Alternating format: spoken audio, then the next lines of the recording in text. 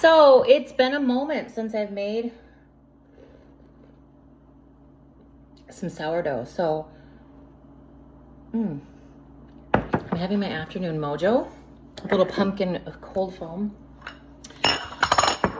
And let's see how Sara makes Simply Sourdough. So I'm gonna do 2 loaves of sourdough. So I measure everything with my nifty little scale. I'm a scale measurer when it comes to sourdough. I would say with most cooking, I'm just a cups, teaspoon kind of person. Not with sourdough. I find that using to the gram is very, very important. So this is my active starter in my little WEC jar. And I made more than I needed, and that's fine because I will just dump the rest of this starter into my starter bulk, which is sitting in my fridge. So I am going to take 200 grams of starter. Let me see what kind of sourdough I'm going to make this time. Yeah, okay. So I'm going to measure out 200 grams of this very bubbly starter. Now, you see that? See how it kind of pulls away from the sides and makes like a honeycomb?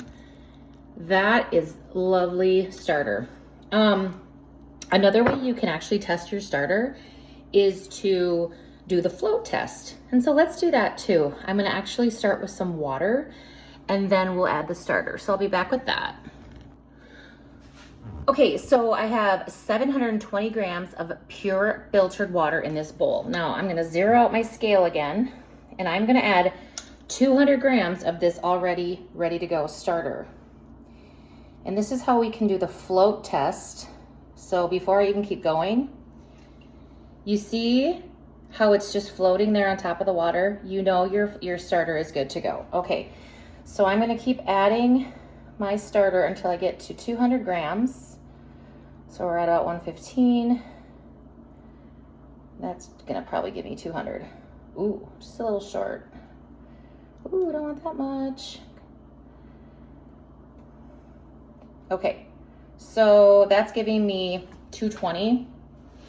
I'm just gonna take a teensy bit out. Again, I'm not always like 100%, but I do try to get pretty close. So that's about, okay, that's 208. So that's good enough for me. And the rest of this starter is going to go back in the mother load starter, which I keep in the fridge when I'm not using it or activating it or whatever. Okay, so that's that. Then I'm gonna take my Dutch dough hook and I'm just going to stir it in. Now a lot of people will do this with just their fingers, but I don't like to do that.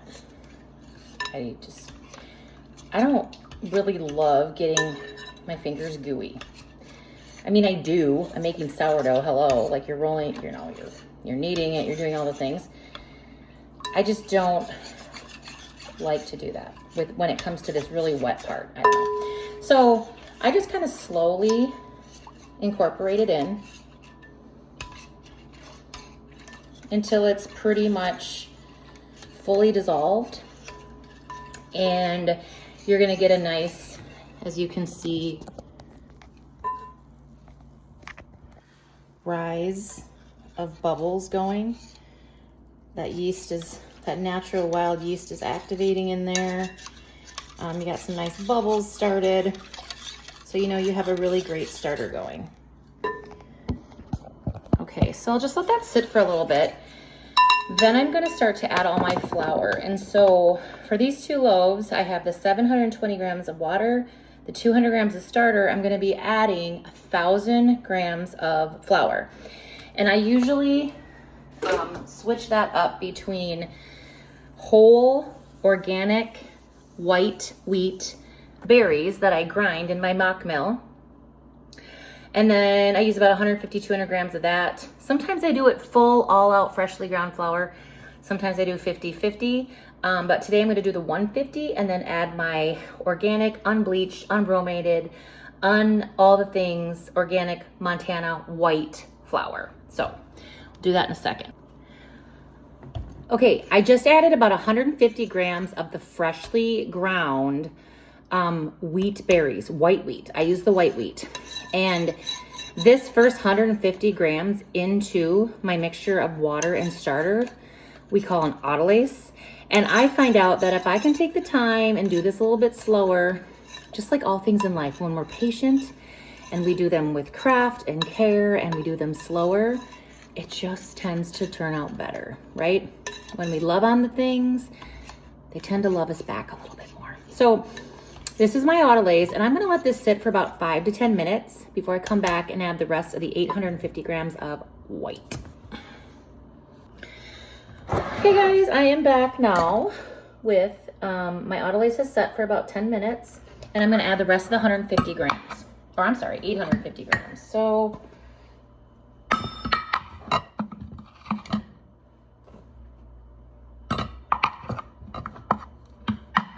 might take me to the edge of my glass jar here that my hubby got me on Amazon Vine. If you don't know what Vine is, you should ask me. Okay, oops, I need 850.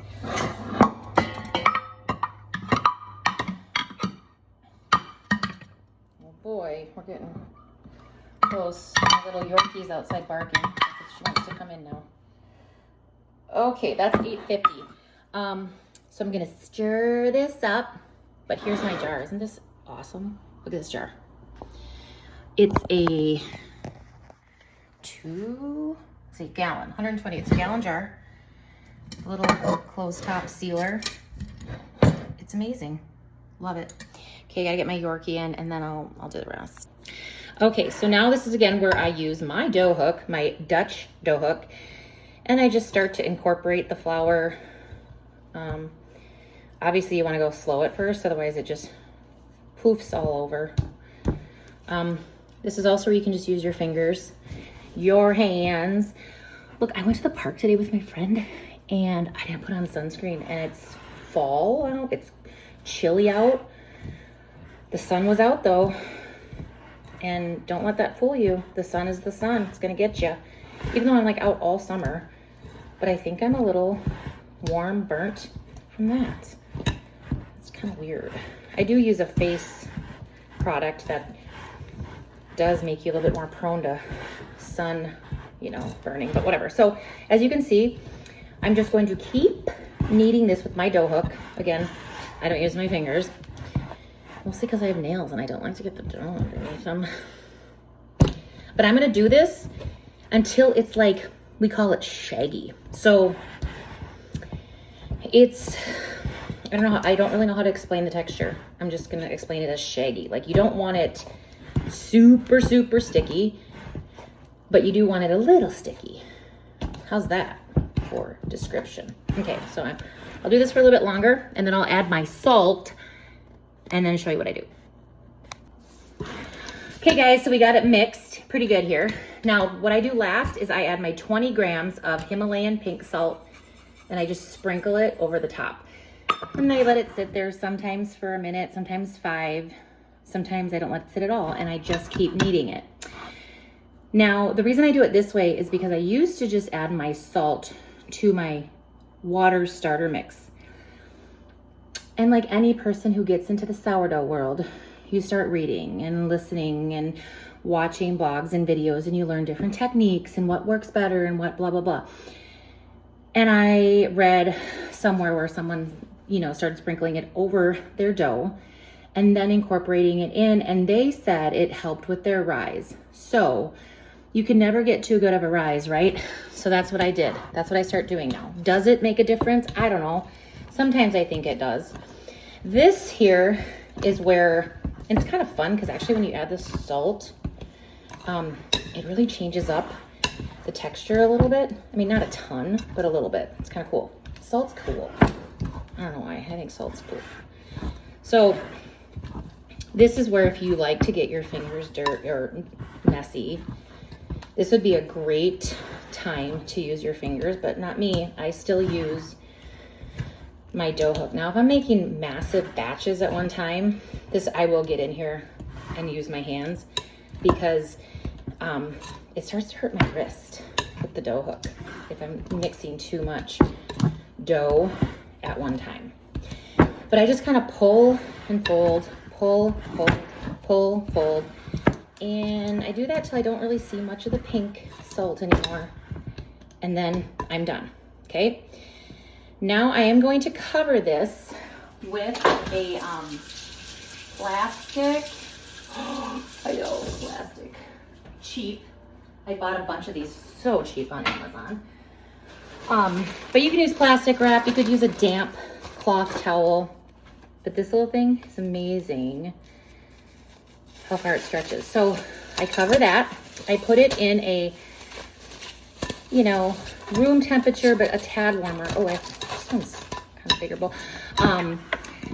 Room temperature for about 15 minutes. And that's my first ferment. Everyone does this a little bit differently. I will say in warmer months, maybe put it in a little tad bit cooler place. It really depends on the temperature of your home. Cold months, find somewhere warmer. You will find my bowl of dough all over the house at different times of the year. So my kids are kind of used to that now. But first ferment for me is 15 minutes. Okay, guys. First ferment is done. Now, why am I wearing these glasses? Why not? There's an election, I guess, coming up soon here too. So go America, go freedom. All right, so this is where I do have to touch it, unfortunately. I get my hands wet. And the first two stretches are a little bit different than the last two. So I come around here to the front, pull, and I stretch, and then I fold it over, and I turn. And I just do the same thing, and I do that a total of 4 times. This counter's too short for me.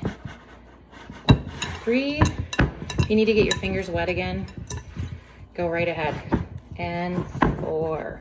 Okay, now I will cover this again, and I will let it sit for an hour. I will set the timer for an hour in that same spot I had it, and we'll come back.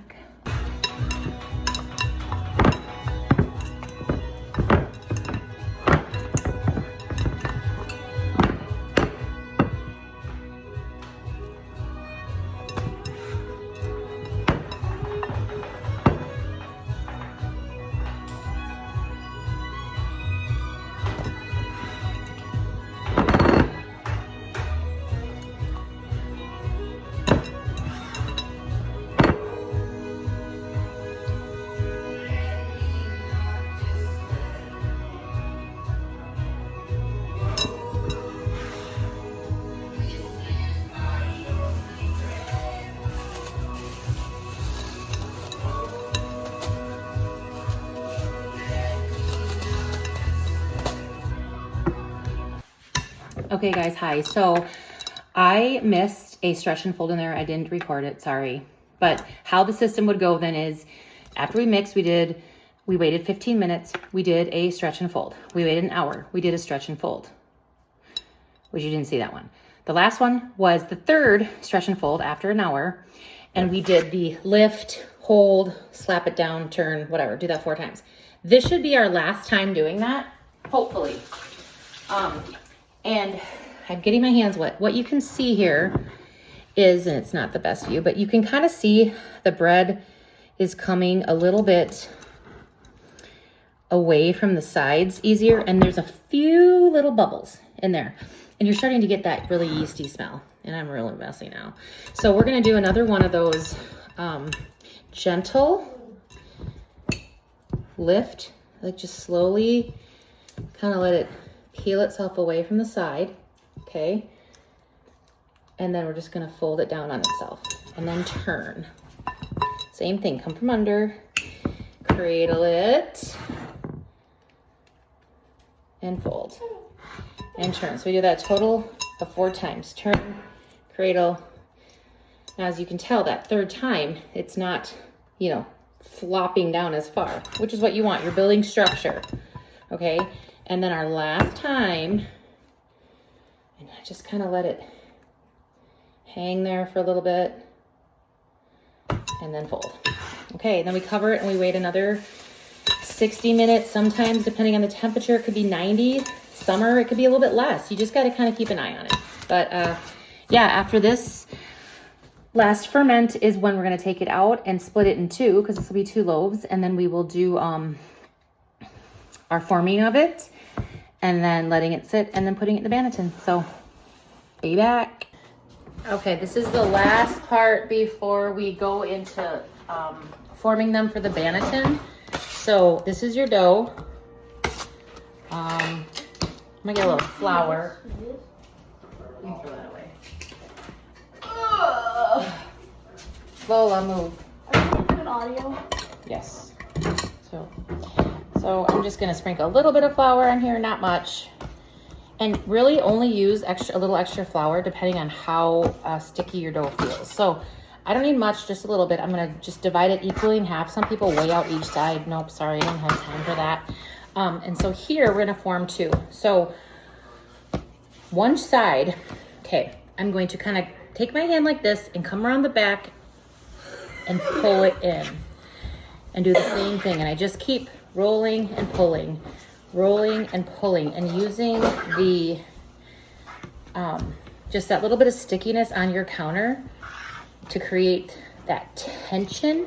See how I'm creating that nice little puff ball? All right, so I get a nice little puffy ball, and then I'm just gonna sit it off to the side. And then I do the same thing with this one. And again, this just kind of helps it, that one last time of building up tension, and then you let it settle for a little bit, and then you would go into shaping. Now I am just gonna be making 2 regular loaves. But if I were to do, all right, so that's probably good. If I were to be doing like any kind of filling, you know, like cinnamon twist or a blueberry lemon or something like that, that would come next when I flatten it out and I form them into the actual boule that will go into the Banneton. But so I kind of will show you that a little bit. I'm not going to be making those, but I would show you when you would put it in, because the folding is still pretty much the same. You just got to be a little bit more careful when you have things like blueberries in your dough, because they like to roll and fall out and smush and smash and whatnot. So anyway, I will be back for that final process. All right, final last step. So I have my 2 Bannetons lined with some linen cloth. I mean, you could use cheesecloth. I don't know, I get these little, they're like the, I can't think of the word, you know, like baby blankets. I can't even think of the word. Muslin, kind of like that. Is that the word? Anyway, and you want to line it with either like a gluten-free flour or a rice flour, okay? And just kind of powder it, line it. Okay, so we're going to take 1 loaf here, flip it, and I spread it out, okay? This is how I do it. I spread it out. This is called the lamination process. All right, I don't go too crazy here. Some people try to get it really flat. Nah.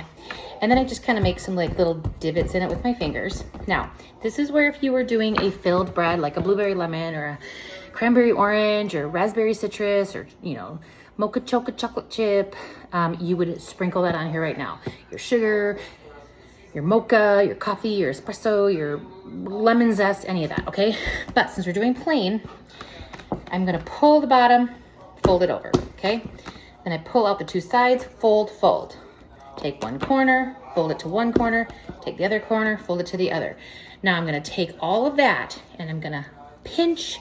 You might hear some snap, crackle, popping, some air bubbles bursting.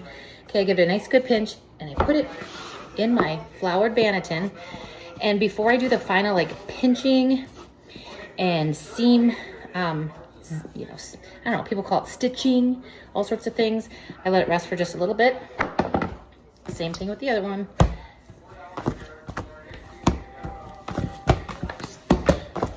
Okay. Just kind of laminate it, get those air bubbles out. Add some little dimples. Fold over, fold, fold. corner, fold, pinch. Sometimes you can hear the gas little bubbles. And add it in there, okay? Now, I usually let this rest another like 5-10 minutes, and then I pinch the top. Just make a nice little pinch. Some people will do like stitch it. It doesn't really matter, okay? But again, I usually wait like 5-10 minutes to do that. Sometimes I don't. Kind of depends on my timing and whatnot. And then when you're done, you just cover it and put it in the fridge. And you want to proof it, I say, for a minimum of 12 hours. I've proofed it up to 72 hours and they turn out great. I actually, proofing a little bit longer tends to work better for me. But yeah, that is a day in the life of how I make sourdough.